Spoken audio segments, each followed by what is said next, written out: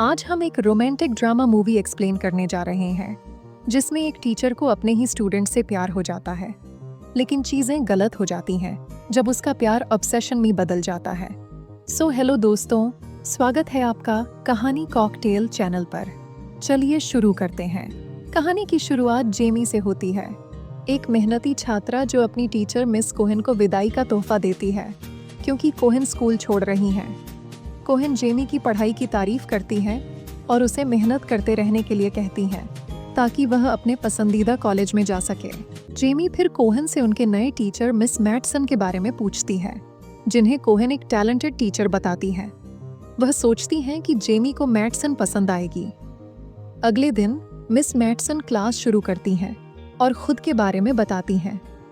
वे तुरंत स्टूडेंट्स को एक टेस्ट देती हैं और कहती हैं कि वे कोहेन की योजना का पालन कर रही हैं। क्लास के बाद मैटसन डैनी के पास जाती हैं और उसके ग्रेड्स के बारे में पूछती हैं। वे उसे याद दिलाती हैं कि उसे बेसबॉल टीम में रहने के लिए अच्छे ग्रेड्स चाहिए। डैनी पूछता है कि क्या वे स्कूल के बाद अपने ग्रेड्स पर बात कर सकते हैं, और मैटसन हाँ कर देती हैं। बात करते समय मैटसन पूछती हैं कि क्या उसकी कोई गर्लफ्रेंड है, और डैनी जेमी का नाम लेता है जिसे वह पसंद करता है। मैटसन उसे एक्स्ट्रा क्लास देने की पेशकश करती है और बताती हैं कि वह स्कूल के बाद थर्सडे को फ्री है, लेकिन डैनी मना कर देता है और कहता है कि वह अपनी एनिवर्सरी का वीकेंड जेमी के साथ बिताने की योजना बना रहा है। फिर मैटसन उसका फ़ोन नंबर मांगती है ताकि वह उसे असाइनमेंट में मदद कर सके। अगले दिन जेमी निराश होती है क्योंकि उसे अपने पेपर में सी ग्रेड मिलता है और वह मैटसन से पूछती है कि क्या वह अपना ग्रेड सुधार सकती है, क्योंकि उसे कॉलेज की स्कॉलरशिप के लिए हाई मार्क्स चाहिए। मैटसन उसे अगले दिन के लिए और काम देती हैं, जिससे जेमी के लिए अपने पेपर को सुधारना मुश्किल हो जाता है और वह जेमी के साथ जाने के बजाय अपने ग्रेड्स को सुधारने का फैसला करती है। जब वह डैनी को बताती है कि वह उसके साथ समय नहीं बिता सकती क्योंकि वह अपने पेपर में बिजी है, तो वह परेशान हो जाता है और कहता है कि ग्रेड्स सब कुछ नहीं होते।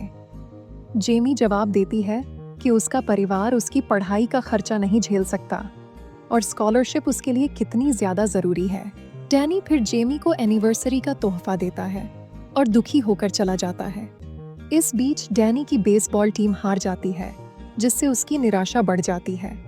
जेमी के साथ अपनी एनिवर्सरी का जश्न मनाने में असमर्थ, वह मैटसन के साथ एक बार में जाता है जो उसे बियर पीने के लिए कहती है और आश्वासन देती हैं कि वह किसी को नहीं बताएंगी। उनकी बातचीत जेमी और उसकी परेशानियों के बारे में होती है। अगले दिन जेमी को फिर से अपने पेपर में सी ग्रेड मिलता है, भले ही उसने मैटसन की सलाह का पालन किया हो। वह सोचती है कि शायद मैटसन का उसके खिलाफ कुछ है और एक दोस्त से बात करती है जो उसे फिर से मैटसन से बात करने के लिए कहती है। क्लास के बाद जेमी देखती है कि मैटसन और डैनी काफी करीब आकर बातचीत कर रहे हैं, जिससे उसकी शंकाएं और बढ़ जाती हैं। डैनी मैटसन को बताता है कि उसका कोच उसे बेसबॉल टीम से निकाल सकता है, लेकिन वह उसे आश्वस्त करती है कि अगर वह अपने ग्रेड्स सुधारता है तो वह टीम में रहेगा। वह उसे एक्स्ट्रा ट्यूटरिंग ऑफर करती है और उसके माता पिता की उम्मीदों को पूरा करने के बारे में उसकी चिंताओं को समझती हैं।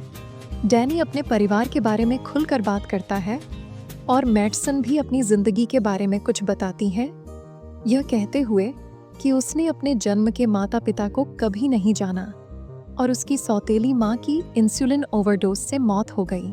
बाद में जेमी डैनी से मिलती है और बताती है कि मिस मैटसन उसके काम को गलत तरीके से ग्रेड कर रही है, उसे कम मार्क्स दे रही हैं, बावजूद उसकी मेहनत के। डैनी पूछता है कि मैटसन ऐसा क्यों करेगी, लेकिन जेमी सिर्फ निराश दिखती है। जब वह एक और सवाल पूछने की कोशिश करती है, डैनी को अपनी माँ के लिए कुछ काम करने जाना होता है, तो वह वहाँ से चला जाता है। बाद में डैनी मैटसन से पूछता है कि क्या वह जानबूझकर जेमी को कम ग्रेड्स दे रही है। मैटसन पूछती हैं कि जेमी ने उसे क्या बताया है, और डैनी कहता है कि यह कुछ खास नहीं था। मैटसन उसे आश्वस्त करती हैं कि जेमी बस बहुत सोच रही है। वे किस करते हैं और जब डैनी मुड़ता है तो वह जेमी को बाहर से उन्हें देखते हुए पाता है, जो शॉक्ड होकर चली जाती है।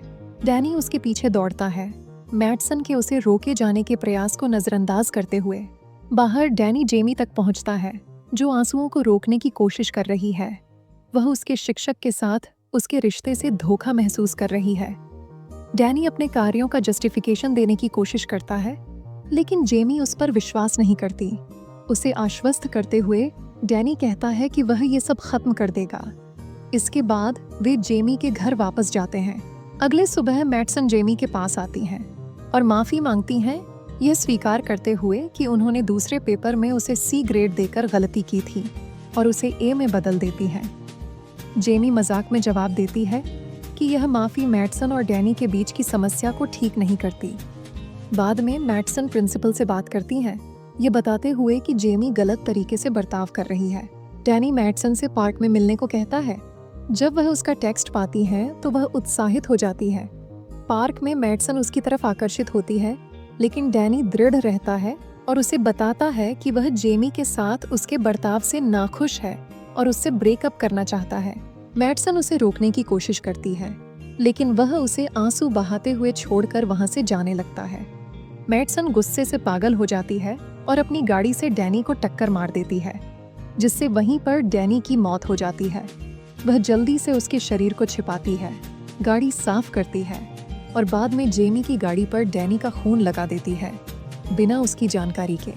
अगली सुबह पुलिस पार्क में एक युवक के शव मिलने की बात करती है। इस बीच जेमी बार बार डैनी को कॉल करती है, लेकिन वह जवाब नहीं देता। थोड़ी देर बाद जेमी की माँ उसे बताती है कि पुलिस ने कॉल की है, उन्होंने डैनी का शव ढूंढ लिया है। पुलिस जेमी और उसकी माँ से स्टेशन आने के लिए कहती है। स्टेशन पर वे डैनी के माता पिता से मिलते हैं, जो जेमी को उनके बेटे की मौत के लिए दोषी ठहराते हैं। तनाव बढ़ जाता है, लेकिन पुलिस उन्हें शांत करने के लिए बीच में आती है।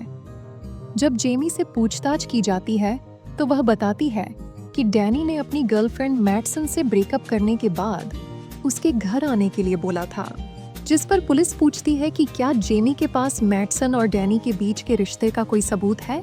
बाद में पुलिस मैडसन के घर जाती है। वह डैनी के साथ किसी भी खास रिश्ते से इनकार करती है, यह कहते हुए कि जेमी झूठे आरोप लगा रही है। मैडसन यह भी बताती है कि जेमी का व्यवहार पिछले कुछ हफ्तों से ठीक नहीं था। वे जब पूछते हैं कि वह उस समय कहाँ थी, तो मैडसन कहती है कि वह मूवी थिएटर में थी। अगले दिन पुलिस जेमी के घर पर सबूत खोजने के लिए आती है। वे जेमी की गाड़ी के सामने खून पाते हैं।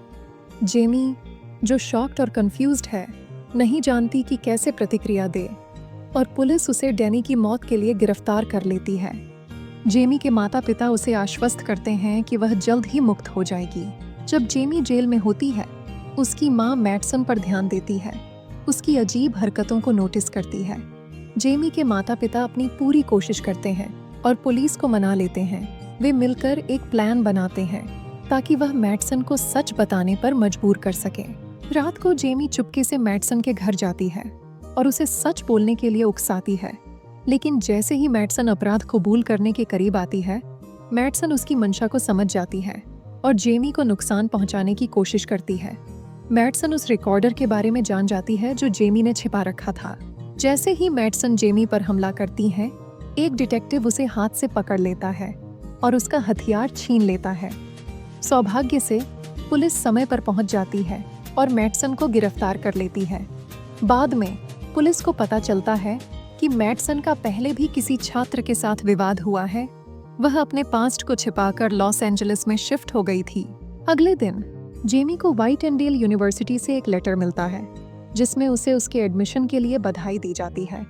जेमी खुश होती है, लेकिन उसके मन में डैनी की यादें भी होती हैं। और यहाँ पर फिल्म समाप्त होती है। तो दोस्तों, मुझे उम्मीद है कि यह कहानी आपको बेहद पसंद आएगी। वीडियो कैसी लगी कमेंट्स में ज़रूर बताएं। अधिक वीडियो के लिए चैनल को सब्सक्राइब करें, नोटिफिकेशन ऑन करें और चैनल की मदद करने के लिए वीडियो को लाइक ज़रूर करें। देखने के लिए धन्यवाद।